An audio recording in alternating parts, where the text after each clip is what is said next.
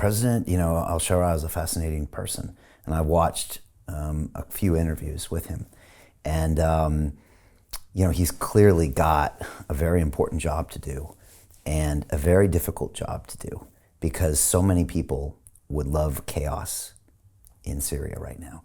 And I'm not pointing fingers, but I'm sure the Iranians and the Russians and a bunch of people with interest there would love chaos, because then they can control it again like they did for 30, 40, 50 years. And here's a guy who clearly loves his country because he fought as a rebel trying to overthrow this government for the last 10, 15 years. And now he's there, he's trying to walk that thin line and trying to make sure you can maintain order with a bunch of people in that country with different interests. And historically, if you look at the map, there were lots of different groups with different interests in that country. And obviously he's trying to steer it forward, keep the peace, and build the prosperity. Correct. And again, he's got also an incredible history. And again, if you dive into that history, you can focus on certain points. When he was a young man, he said, look, I was a young man who wanted to go ahead and make right in the world. And when he saw the American invasion of Iraq, he said, I'm gonna go fight this because it doesn't seem right. I think he learned a lot there as part of Al-Qaeda, and he went to prison, and I think he learned a lot about what he thought was right and what he thought was wrong. And I think he ended up disagreeing with a lot of the mentality at the time in Al-Qaeda, and he spent time there. And it's fascinating to have these people like Congressman Corey that are now, used to be on the opposite side with him, that can now sit in a room and say, okay, how do we take this forward? And I think people can play up parts of his past to try to, again, create that chaos.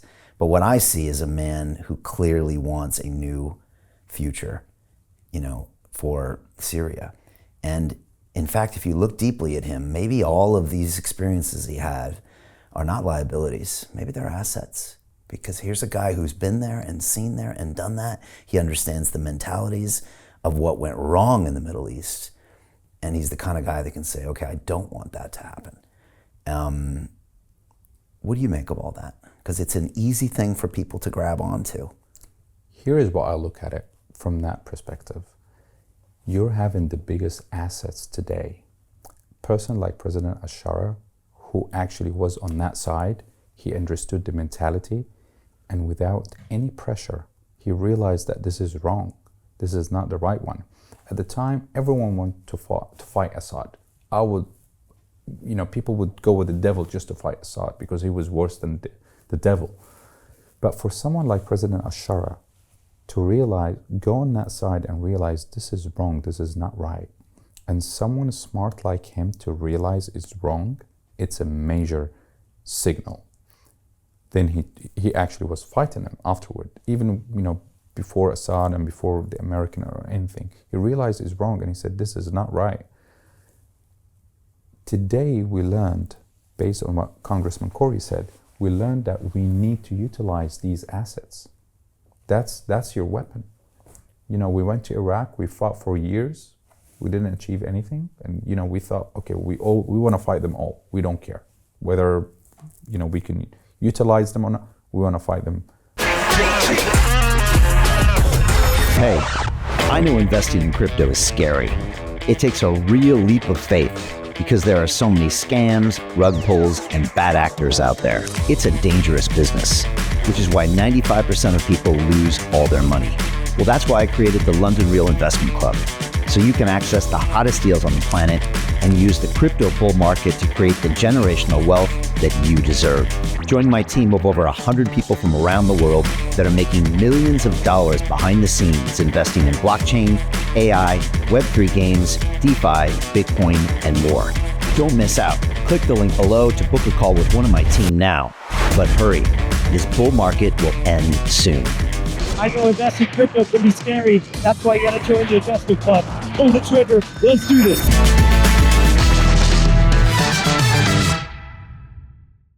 We're gonna fight all of them.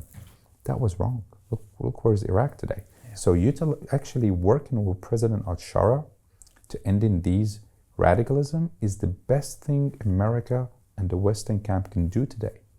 And that's how we have to look at this, not from an emotional perspective. Emotional is weakness. You have to look at it from factual perspective. How can we utilize someone who's been there, he understood the mentality, he realized it was wrong. That's the best thing we can use today to end all the ideology and radicalism in the Middle East or even around the world.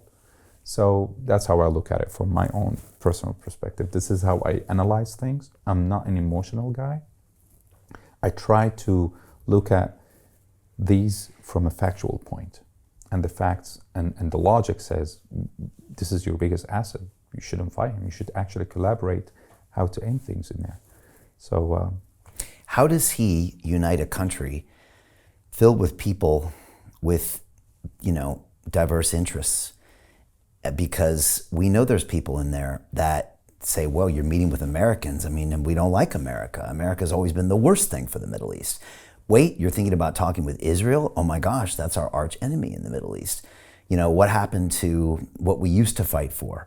And so you've seen, we had a bombing a couple weeks ago, I think in a Greek Orthodox church, and the media kind of grabbed on this narrative to show that, okay, there's still out of control there. And he's got to try to keep a lot of people happy in a nation that's been tumultuous for, decades. How does he do that? Well, he has a very tough job to do.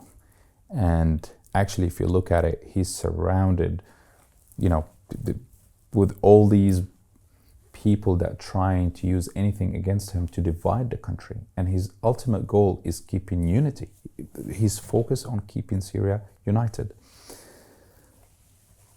But one of the things that President al-Shara focus on how we can turn all the Syrian into, he wants to give them the mentality on today is a chance to prosper. We don't want to go in the past. And actually, the Syrian people are more than happy today to shake hands, even with Israel. You've seen the post in the middle of Tel Aviv having all these presidents and saying New Middle East. Yeah. So I posted this on my social media and I said, what do you think? I knew I have a large following from Syrian community in Syria who lives in Damascus. So I posted that. I had close to 1,900 messages. When I filtered this through AI just to see 90% were so happy. We wish this to happen. I still have the data on me. We wish this to happen. We can't wait for it. This is the best thing, we are the new generation. Let's end the conflict. We've been 54 years fighting for the cause, and 80% of the Syrian budget for the past 54 years was going to the army. 80% was funding the army. And every time someone asks, either he disappears or they give an answer, we're fighting for the cause. And the first cause was fighting Syrian. The first tank went to fight the Syrian. So Syrian people don't want that. They're diverse, and they said, today we want to create peace, we want to prosper. Give us this chance. And we were so happy. We've seen the first Syrian Jewish community in 54 years, having a special delegation twice, going to Syria, being welcomed. One of my friends, Rabbi Ash, he traveled to Syria. He was so happy. He left the delegation, he took a taxi by himself and he started going around the city. And he saw the people welcoming him. When you talk to him, it's so fascinating for me to see this today. When we put the American flag everywhere, people were so happy. They're welcoming the idea. They woke up. Their conscience is awake today. And this is where I see a major opportunity. Now is the time to act. Now is the time. This is why President Trump said, now is the time to give them a chance. How do you get out of a rat race? How do you create wealth not only for yourself, but also for the generations to come after? I am absolutely amazed with the quality of companies that we're getting exposure to. We go on to Zoom calls with the innovators and the folks who are building new applications in metaverse, blockchain, artificial intelligence, decentralized finance. What's going on, everybody? Thumbs up if you can see me. We are focusing on early stage investment. And the quality of people that we're getting exposure to, whether it be Dan Tapiero with 1RT, Jason Ma from Open, Yatsu from Animoca. It's been a phenomenal experience thus far. It has far exceeded my expectations. We are focusing on cutting-edge technologies. I view it now as the best investment I've ever made. The upside, I view, is unlimited. And as a retail investor, I would never get this exposure anywhere else outside of Investment Club. See you in the Investment Club.